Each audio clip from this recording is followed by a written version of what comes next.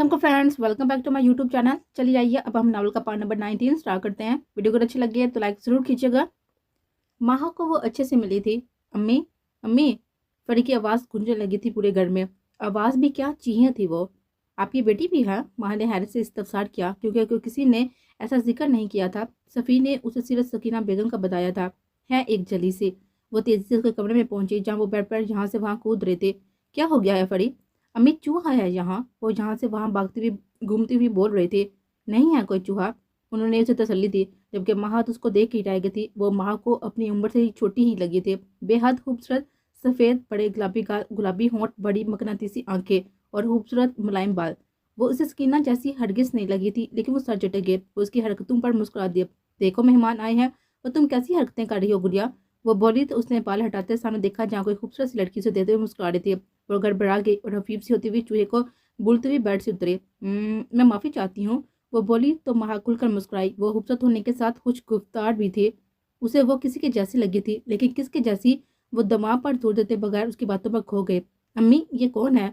हाजिम के दोस्त की बीवी। ओह अस्सलाम वालेकुम। फरीद ने बालू का मैसी जोड़ा बनाया और जड़ से हाथ आगे बढ़ाया। वालेकुम सलाम। माह ने मुस्कुराते हुए उसका हाथ थाम लिया। तुम बहुत खूबसूरत हो, माह ने कहा। मैं भी आपको यही कहूँगी, वो बोली तो वो दोनों हंसते। चलो आ जाओ खाना खाएं, सकीना बेगम बोली तो वो दोनों बाहर निकल गई। खाने के बाद भी वो दोनों साथ बैठी बातें कर रहे थे। क्या आपकी कोई दोस्त है? फरी ने कुछ सोचते हुए इस्तफसार किया। क्यों, बताएं तो। हाँ, कितनी? वैसे तो कॉलेज में ही है, लेकिन बेहतरीन दोस्त एक ही है। अच्छा, क्या नाम है उसका? हाइफा। वाओ, तो आप उसे छोड़ दें, वो कुछ लम्हों बाद बोली तो माह ने चुंगत को देखा। क्यों? क्योंकि अब से मैं आपकी बेहतरीन दोस्त हूँ ना। फरी बेहद पुरजोश थी। उसे सामने देखा उसकी जिंदगी की पहली दोस्त थी। हाँ तुम भी हो। नहीं, बस मैं बनना चाहती हूँ, वह नाराजगी से बोली। महा उसकी एक ही दिन में बल्कि कुछ ही घंटों में उसे अटैचमेंट और पोसेसिवनेस देते हुए हैरान थे। तो ऐसा करें कि हाइफा की दोस्ती तुम्हारे साथ करा देंगे, तो फिर हम तीनों दोस्तें बन जाएंगे। क्या सच में? बिल्कुल ठीक है, चले मैं आपको घर दिखाऊं। तो वो उसे घर दिखाते हुए हाजिब के कमरे के सामने रुकी। ये हाजिब का कमरा है। माह ने नोट किया था कि वो अंदर नहीं गई, बाकी कमरों की तरह अंदर से नहीं दिखाओगी? साफ इनकार किया गया। तो महा मुतजस्सिस हुई। क्यों? क्योंकि यह हाजिम मिर्जा दाग खारूस का कमरा है, मुझे जाने की इजाज़त नहीं है। ओह ऐसा क्यों? पता नहीं, लेकिन एक दिन तो ये मेरा ही कमरा होगा ना। वो कैसे? ऐसे मेरी दोस्त कि मैं हाजिब से शादी कर लूंगी ना। उसने हाजिब की लगी तस्वीर की तरफ इशारा करते हुए कहा। ये तो तुमसे बहुत बड़े लग रहे हैं ना। महा ने हैरत से इस आमतौर शख्स को देखते हुए कहा। तो क्या हुआ? वो नाराज हुई थी। नहीं कुछ नहीं, बुरा नहीं मनाओ। प्यारे है ना हाजिब? मुझे हाजिब बेहद पसंद है, मुझे बहुत प्यारे लगते हैं वो। और वो शुरू हो चुके थे हाजिम मिर्जा की ज़ात के बारे में बातें करने, जबकि वहाँ बस मुस्कुरा रही थी सच्चे दिल से। इस लड़की की वलाना मोहब्बत झलक रही थी उस शख्स के लिए। आपके हस्बैंड कैसे हैं? यकीनन हाजिब से प्यारे नहीं होंगे, वो शरारत से बोली तो महा मुस्कुरा दी। वो प्यारे हैं, वो कहती हुई गुलाबी हुई तो फरीज के गाल खींच के। मेरे पास उनकी तस्वीर मेरे फ़ोन में है, मैं तुम्हें उनकी तस्वीर दिखाती हूँ, लेकिन कमरे में पड़ा है मेरा फ़ोन। तो चलें, मैं आज आपके साथ सोऊंगी, वो बोली तो माहा मुस्कुराती हुई सर हिला गई। यहाँ आने से पहले वो बहुत ही परेशान थी, लेकिन फरी और सकीना बेगम से मिलने के बाद सारी परेशानी जाती रही थी। लेकिन उसे एक बात समझ में नहीं आई थी कि हाजिब सकीना बेगम का बेटा था। वो जानती थी ये बात। तो फिर फरी वो सकीना बेगम से पूछने का इरादा करती कमरे में आ गए, जो उसे सकीना बेगम नहीं दिया था। माह ने फ्रेश होने के बाद फरी को देखा, जिसके बेड पर पुरजोश सी बैठी थी। दिखाएं भी अब। महा ने सफीशा की तस्वीर जो उसने सफ़ी की बेहबरी में उतारी थी वो फड़ी के सामने किए। बहुत प्यारे हैं, ये तो हाजिब से भी प्यारे हैं, फड़ी बोली तो माँ खुलकर मुस्कुरा दी। माँ ने फ़ोन पकड़ लिया। क्या मुझे दोबारा तस्वीर दिखाएंगी? फड़ी परेशानी से बोली तो माँ को अजीब लगा, लेकिन फ़ोन दोबारा उसके हाथ में थमा दिया। फड़ी मसलसल इस तस्वीर को देख रही थी। क्या हुआ? माँ को वो अजीब लगी, उसका सफीशा को यूँ देखना भी। उसे फ़ोन लेना चाहा कि उससे ज़्यादा वो सफीशा की तस्वीर पर भी किसी की निगाहें बर्दाश्त नहीं करती थी। फड़ी ने हाथ पीछे कर लिया। फड़ी मेरा फ़ोन दो, माह ने नरमी से कहा। सफ़ीर शाह। माह खड़ी से उसे देख रही थी, जिसके चेहरे के तासत लम्हों में बदल गए थे। सफ़ीर भाई? भाई? ये मेरे सफ़ी भाई हैं। उसने निगाहें सफीशा के बाजू पर गई, जहाँ वो महसूस निशान था जो बचपन में उसकी वजह से आया था। दिमाग पर जोर डालने से उसके सांस फूलने लगा। क्या हुआ फड़ी? माह के हाथ पांव फूले थे उसे इस हालत में देख कर। मेरे भाई सफ़ी, वो गहरी गहरी सांस ले रहे थे। महा बाहर को बाकी उसकी ना बेगम को जगाया, जो तेजी से आती हुई उसे गले लगा गए थे। उसे पानी पिलाया। अम्मी, सफ़ी भाई, ये मेरे सफ़ी भाई ही है ना? वो मुसलसल एक ही सवाल कारी थी फूले सांस से। सकीना बेगम ने हाजिब को फ़ोन किया, जो कि उठाया नहीं गया था, लेकिन तब भी गेट खुलने की आवाज़ आई तो वो बाहर निकले। हाजब, फरी, क्या हुआ अम्मी? उसे सांस नहीं आ रहा सही, वो बोली तो हाजब भागता हुआ उस तक पहुंचा था। फरी, हाजिब। अब उसकी आंखों से आंसू गिर रहे थे। माँ एक साइड पर परेशान सी खड़ी थी, उसे कुछ भी समझ नहीं आ रहा था। क्या वो सफ़ी शाह की बहन थी? लेकिन सफ़ी ने तो कहा था कि वो मर गई थी उसकी वजह से। सफ़ी ने डॉक्टर को बुलाया। माँ सिर्फ हासिम मिर्जा को उसके लिए पागल होता हुआ देख रही थी। उन्हें पैनिक अटैक हुआ है, दवा दे दी है, अब उन्हें सुबह तक होश आ जाएगा, लेकिन उसके बाद उन्हें अस्पताल जरूर चेकअप कर लाइए।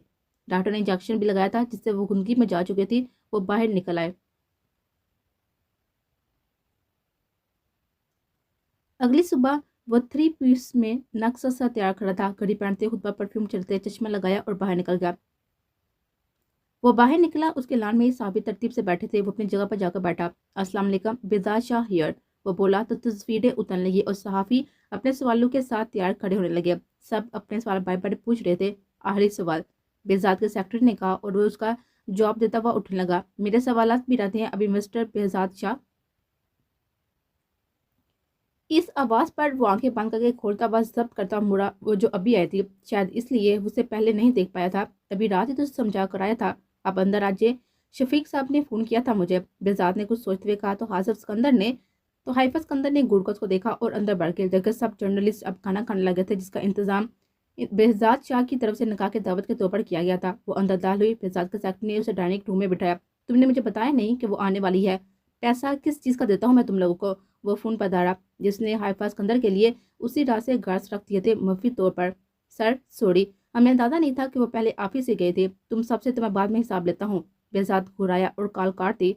तो बाहर इंतजार करो फहर। वो अंदर आता हुआ बोला तो सेक्रेटरी बाहर निकल गया। बेहजाद उसको एक नज़र देता हुआ सामने सोफे पर टिक गया। सबसे पहले निकाह की मुबारकबाद वसूल करने मिस्टर बेहजाद। वो बोली तो बेहजाद ने उसकी आंखों में देखा जहाँ कोई तासर भी ना था। उसे हैरानी हुई। क्या वो लड़की जिसकी बात वो आंखों से समझ लेता था, वो एक ही रात में अपने तासरात छुपाने में माहिर हो गए थे? हाफी, क्या कर रही हो यहाँ? हाइफा सिकंदर मिस्टर बेहजाद उसे तस्हीह की। है, मेरे कुछ सवालात हैं, मुझे आज ये आर्टिकल पब्लिश करवाना है। पूछे।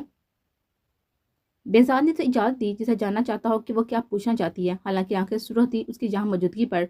आप इस बार सीट के लिए उम्मीदवार बनेंगे?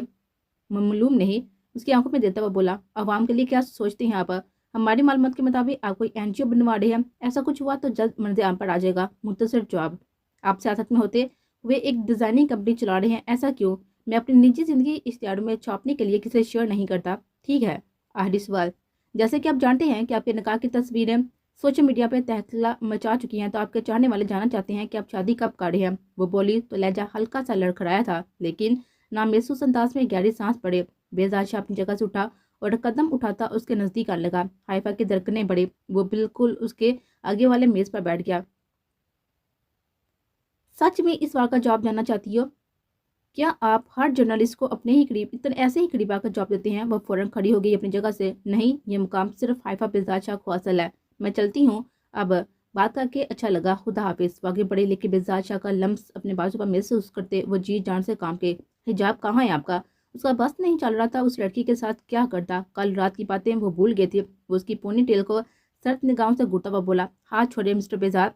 हाइफा, मेरा दिमाग मत खराब करे, नहीं तो नताज आपकी छोटी सी जान सह नहीं पाएगी। हाथ छोड़े। वो अपना बाजू उसकी गिरफ्त से निकालते हुए एक कदम दौड़े। एक आम जर्नलिस्ट हूँ मैं और मुझे यूं ही ट्रीट करे? हम एक दूसरे के लिए अनजान लोग हैं, समझ रही हैं ना आप?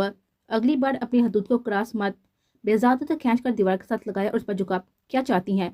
यही कि जितना हो सके मुझसे दूर है। हाइफा ने नागवार से उसका हाथ झटका, जबकि बेजाद चार तो साकत रह गया था। दिल में दर्द जागा था। वो बेयकीन था, फिर होंठ पींच कर खुद को काबू किया। आगा हिजाब, अब मुझे उतरा दिखा तो जान से मार दूंगा। वो उसे फिर से उसके कान के पास झुकता हुआ घुराया। दूर है। हाइफा की धड़कन तेज हुई। उस शख्स की कुर्बत जानलेवा थी।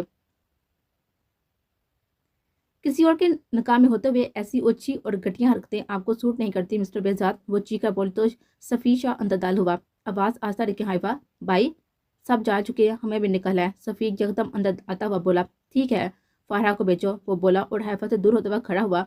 फारहा, ऊपर मेरे कमरे में जाओ। मेरी अलमारी में जहाँ मेरे कपड़े हैंगे ना, वहाँ पर स्टॉलर्स होंगे, सफ़ेद रंग वाला लेकर आप। उसने काम वाले के आते ही कहा और हाइफा ने वहां से निकलना चाहा। हाफी, वो दाड़ा। वो जितना चाहता था कि लड़की को आराम से डील करे, वो इतना उसे गुस्सा चढ़ा रहे थे। फाहरा ने उसे लाकर स्टॉलर दिया और वो चली गई और हाइफा के पास आया और उसे वो स्टॉलर सर पर दिया जो उसने न जाने कब के खरीद कर रखे थे। बल्कि وہ تو ہر بار ہی جب اپنے لیے شاپنگ کرتا تھا اس کے لیے اسٹالرس لازمی لیتا تھا۔ اس دن چھیننے والے یہ ڈونگ نہیں رچایا کرتے شاہ صاحب، وہ اس کی آنکھوں میں دیکھتی ہوئی بولی۔ اپنے چھوٹے سے دماغ پر اتنا زور مت ڈالیں، اور خبردار اب یہ اترا تو اس کے سر پر اچھے سے گھما کر دیتا ہوا بولا، ڈرائیور چھوڑ دے گا، ضرورت نہیں ہے مجھے، اور کسی کے شوہر سے مجھے مدد لینے میں کوئی دلچسپی نہیں ہے۔ حائفہ نے بیگ اٹھا کر کاندھے پر رکھتے ہوئے کہا، میرا ضبط مت آزمائیں حائفہ، میں کس کا شوہر ہوں یہ آپ سے بہتر کون جانتا ہے؟ اگر چاہتی ہیں تو میں ابھی بتا سکتا ہوں کہ میں کس کا شوہر ہوں، مجھے جانا ہے، حائفہ نے نم لہجے میں کہا۔ بیزار شاہ نے اسے ہنسا میں لیتے اس کے بالوں پر لب رکھے اور پھر جھکتے ہوئے اس کے کاندھے کو چوما، پھر اس کے بازو سے پکڑتے ہوئے جھٹکے سے اس کا روح اپنی طرف کیا۔ تو کیا نہیں ہے آپ کسی اور کے بھی شوہر؟ میں سب کبھی نہیں، میں مر کبھی کوئی تفصیل یا سچائی نہیں سنوں گی، یہ بات آج اور ابھی اپنے ذہن میں بٹھا لیں، کتنی بڑی مجبوری بھی رہی ہو مجھے کبھی مت بتائیے گا۔ حائفہ اسکندر، بس آپ جیسے امیروں کی اصلیت نہیں جان پائی، پہلے بھول گئی تھی کہ مڈل کلاس فیملی سے ہوں، ایک عام چھوٹی جرنلسٹ جسے مشہور سیاستدان اور ڈیزائنر کمپنی کے مالک بیزار شاہ نے محض استعمال اس لفظ کا مطلب سمجھ آتا ہے تمہیں حافظ؟ وہ ترک کیا تھا اس لڑکی کے الفاظ پر، آپ مر بھی جائے نا بیزار شاہ تو حافظ آپ کی بے وفائی معاف نہیں کرے گی، وہ آئندہ کبھی مجھے ہاتھ لگانے کی غلطی مت کیجیے گا، سمجھ لیں ہم کبھی ملے ہی نہیں تھے۔ حافظ مر گئی، اب اگر مستقبل میں کبھی سامنا ہوا تو ایک عام جرنلسٹ حائفہ اسکندر کا مسٹر بیزار شاہ سے ہی ہوگا بس۔ وہ کہتی اس کی آنکھوں میں دیتی اپنے آنسو کا حلق میں اتارتی ہوئی باہر نکل گئے۔ بیزار شاہ نے کمرے میں موجود ہر چیز توڑ ڈالی، وہ زندگی میں کبھی اس مقام پر بھی پہنچے گا اسے اندازہ نہیں تھا، وہ تو بیزار شاہ تھا، کبھی نہ غلط کرنے والا، کبھی نہ ہارنے والا، لیکن آج اسے ایسی ماری ہوئی تھی کہ وہ سانس بھی نہیں لے پا رہا تھا۔ وہ جب تک گھر کے اندر نہ چلی جائے اس کے ساتھ سائیک نہ رہو، نہیں تو بیزار شاہ تم سب کی کال دے کر رکھ دے گا۔ وہ کال کرتا ہوا دھاڑا اور کپڑے بدلتا ہوا باہر نکل گیا۔